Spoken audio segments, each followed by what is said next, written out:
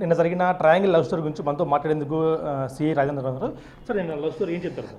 అవునండి, నిన్న 11 గంటలకు చనిపోయిన అమ్మాయి ఇంకొక అమ్మాయి, ఇద్దరు అమ్మాయిలు కూడా ఫ్రెండ్స్ లాగా వాళ్ళు ఆర్టీ ఆఫీస్ లేకపోయి సూపర్ వాస్మాల్ తాగి అపస్మారక స్థితిలో ఉంటే వాళ్ళని ఇమ్మీడియట్గా ప్రజలు ఇక్కడ హాస్పిటల్లో చేర్చినారు. ఒక అమ్మాయి బోయే శారదాన్ అమ్మాయి చనిపోయింది.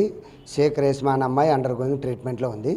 వీళ్ళిద్దరు కూడా ఒక దివాకర్ అనే అబ్బాయితో ప్రేమ వ్యవహారంలో ఉన్నట్లుగా మనకు ప్రాథమికంగా తెలుస్తుంది.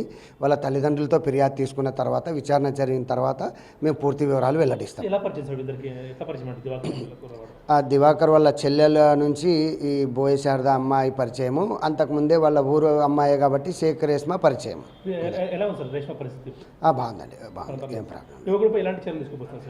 మేము వాళ్ళ ఫిర్యాదు ఇస్తారండి. వాళ్ళ చనిపోయిన మృతురాలు వాళ్ళ తల్లిదండ్రులు ఫిర్యాదు ఇస్తున్నారు. వాళ్ళకు కూడా కొన్ని విషయాలు తెలిసినాయి. ఆ విషయాలని పట్టుకొని దాని మీద ఎఫ్ఐఆర్ చేసిన తర్వాత విచారణ జరిపి ఆ పిల్లోని పైన చట్టం ప్రకారమే చర్యలు తీసుకుంటారు.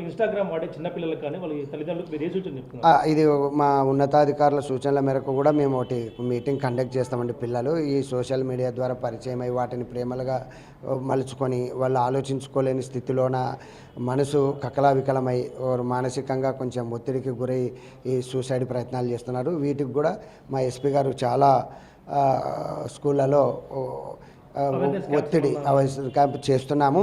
ఇంకా కూడా దీన్ని గట్టిగా చేపించేస్తాం.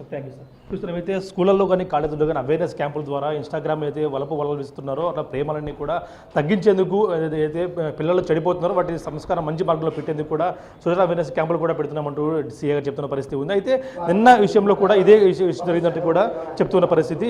ఏదైతే నిన్న ఇద్దరు యువతులు రేష్మా మరియు మరొక యువతి బోయే శారద చనిపోయిందో ఆ ఇద్దరు కూడా చెల్లెల ద్వారా ఒక ఆమె ఫ్రెండ్ మరొకరు సేమ్ విలేజ్ కావడంతో వారిద్దరు కూడా పరిచయం అయ్యి ఇన్స్టాగ్రామ్ ద్వారా పరిచయం అయ్యి ప్రాణాల మీద తెచ్చుకున్నారు. ఒకరు ప్రాణాల పోయి ఉంటే మరొకరు ప్రాణాల మీదకి సంఘటనలో కొట్టుమిట్టాడుతున్నారు. మరి యువకుడు కూడా కటకడల పాలై ఉన్నాడు. ఇవంతా చూస్తే విధంగా ఇన్స్టాగ్రామ్ ఏదైతే ఉంటో వీటన్నిటి సోషల్ మీడియాకు దూరంగా పిల్లల్ని పెట్టాల్సిన అవసరం తల్లిదండ్రులపై ఎంత ఉందంటూ కూడా సీఏ చెప్తున్న పరిస్థితి ఉంది. Video journalist Prasad big TV Anantapuram నుంచి.